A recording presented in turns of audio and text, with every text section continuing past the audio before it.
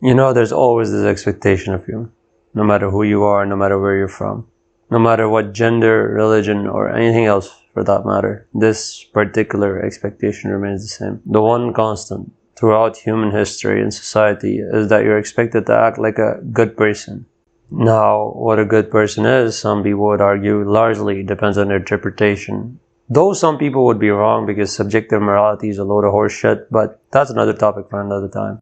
A few examples of this phenomenon are some places doing just good enough is what is expected and is good enough. Other places nothing you do will ever be good enough. Some places expect you to cover up if you're a woman. Others deem it oppressive if you're covered. During some times it was considered morally upstanding behavior to not let those of a darker skin tone eat at the same table as you. Now those ideas are generally frowned upon.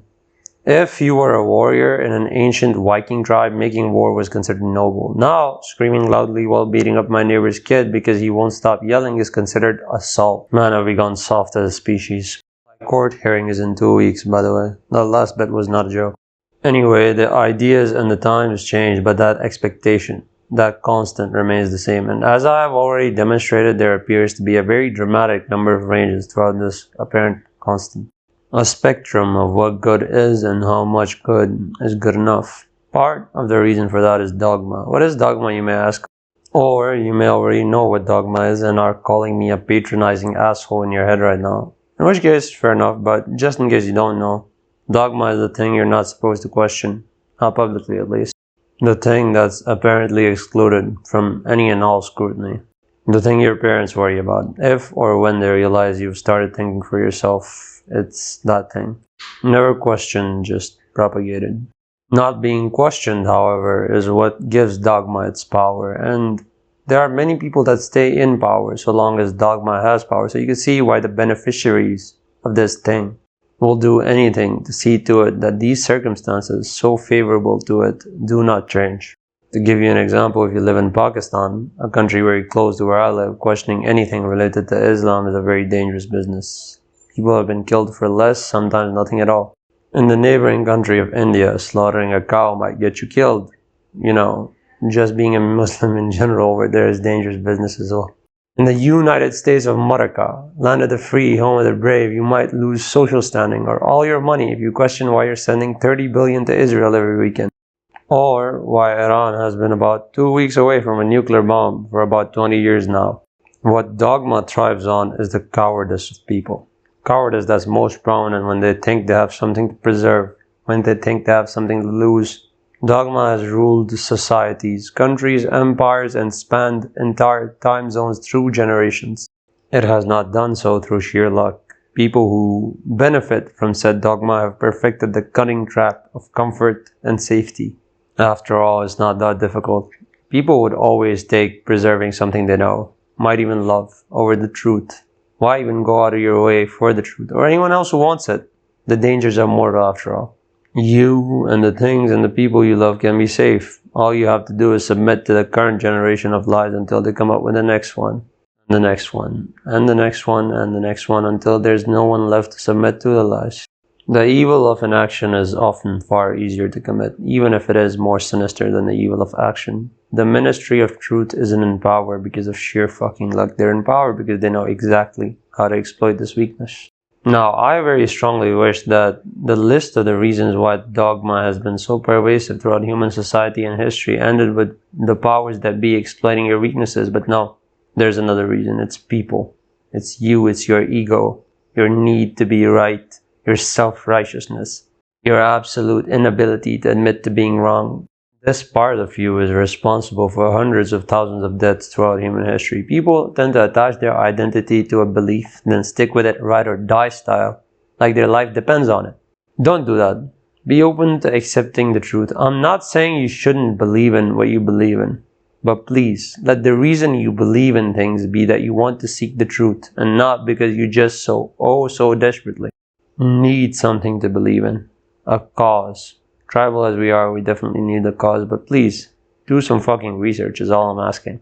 Alright, now that the utter woke nonsense part of the video is over with, I can finally talk about anime. Now I understand that this video has dragged on for a while without me talking about the anime in the title or the thumbnail. Many people will have already clicked off, or if you've made it this far, you might be tempted to click off now. And I understand the next Skibbity Toilet episode isn't going to watch itself. But before you go, I implore you, I beg you, even please don't be a fucking coward. Seek the truth and see to it that you spread the message. Orb on the Movements of the Earth is an anime about, well, the truth. The niche it focuses on specifically is the heliocentric theory.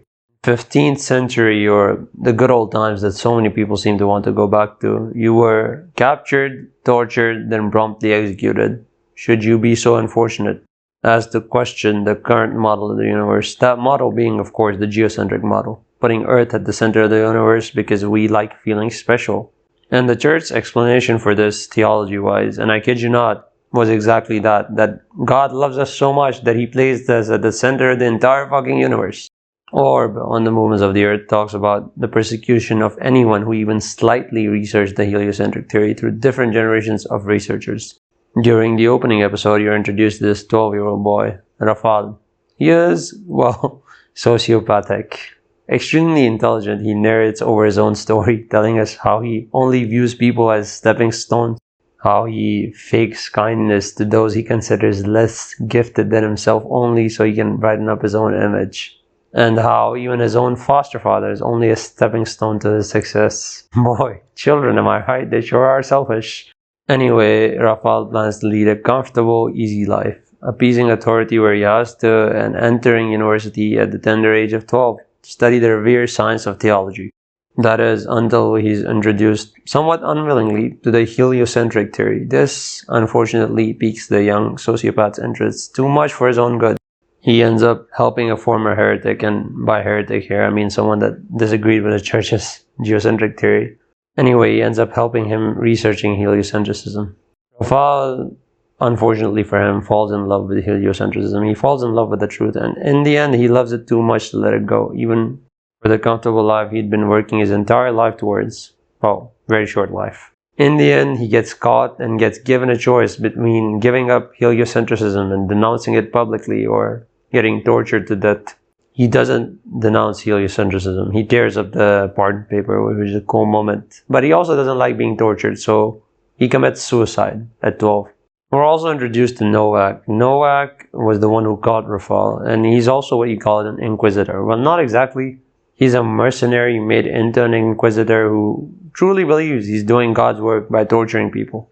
It's very fascinating because obviously he does not view his work as evil. We're shown the moments when Nowak tortures people. He's not disgusted by it, but he also doesn't derive any pleasure from it. To him, he's just doing a job. He's helping these heretics find a better way and helping the rest of the world by getting rid of heretic research. It's a mix of fascinating and disgusting to watch because people like this, by most historical accounts, most likely existed within the ranks of the church. I think Nowak's encounter with this one random kid really encapsulates his entire personality.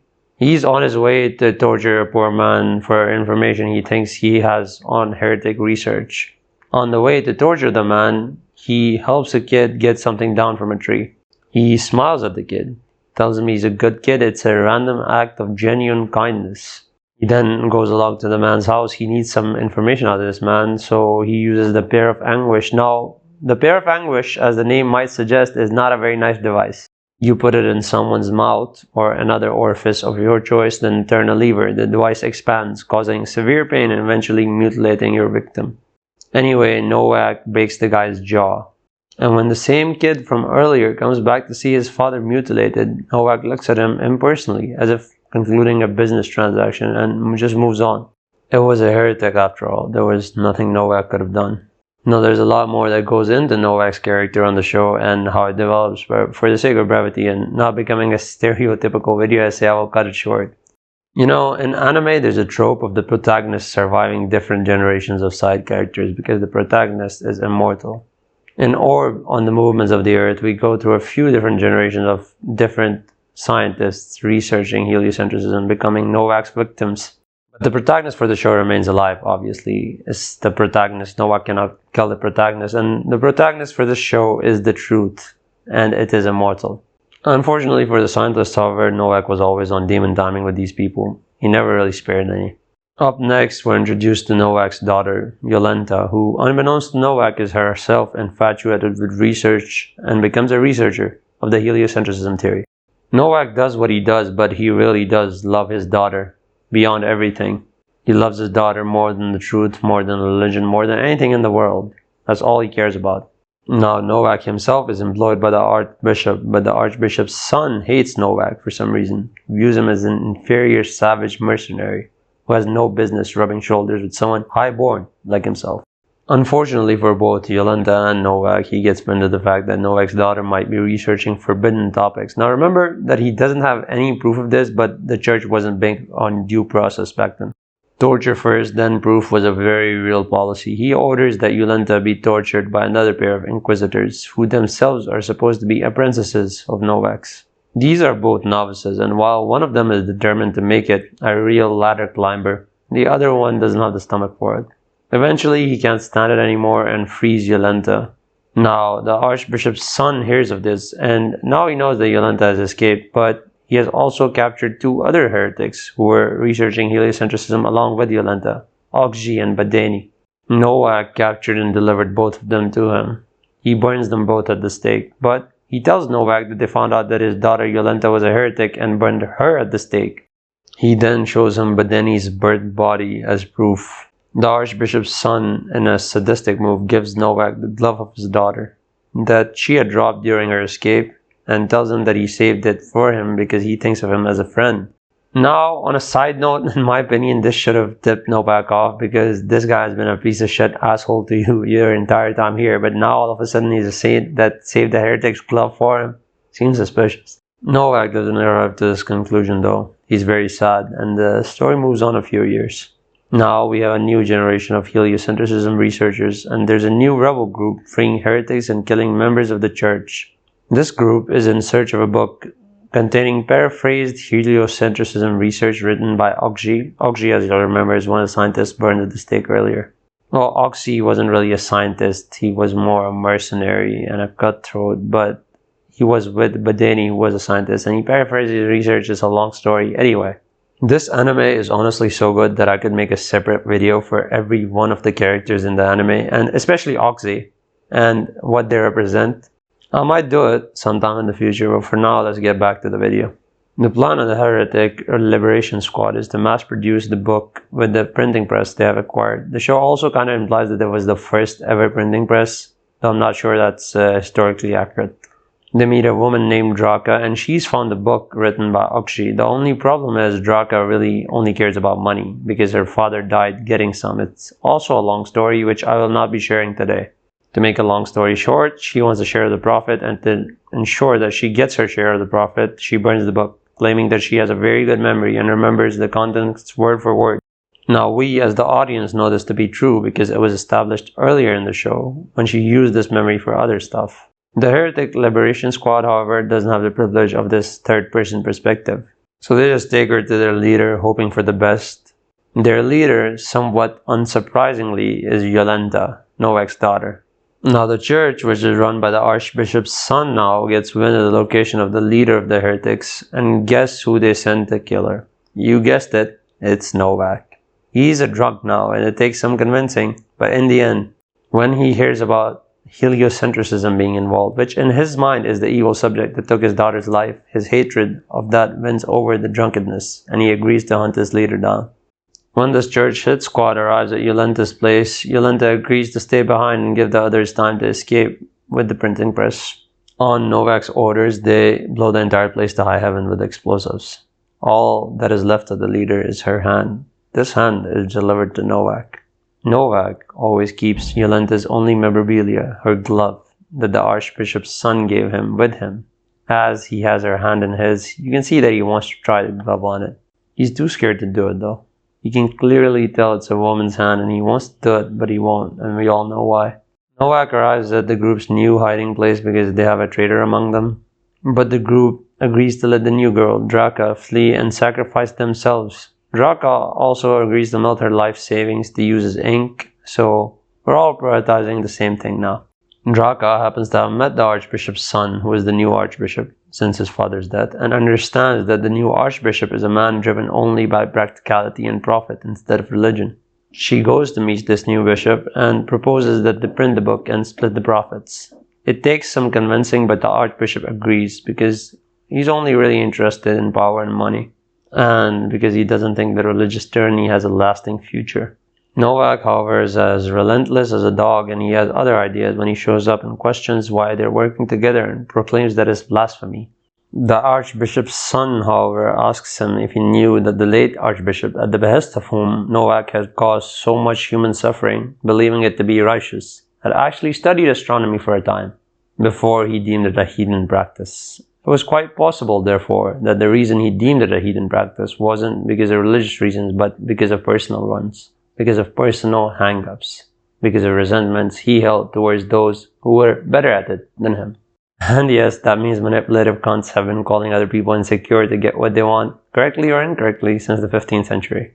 Novak hears this, and his first reaction is incredulity and anger. He correctly assumes that the archbishop's son's primary motive is money and power, and not standing for any of it, he sets fire to the church. With hay and alcohol is already set up. He then kills the new archbishop. He tries to kill Draka, but gets mortally injured in the process. Draka manages to escape, at least at the church, and Novak lies down next to the statue of Jesus. As he lays there, hallucinating the image of the 12-year-old boy who committed suicide because of him, he tries the glove on the hand of the person that he blew to pieces. It still fits perfectly. As he lays there, crying, the murderer of his own daughter, and the causer of incredible suffering, he realizes only too late that he might have been in the wrong after all. Thank you for watching. Have a good day.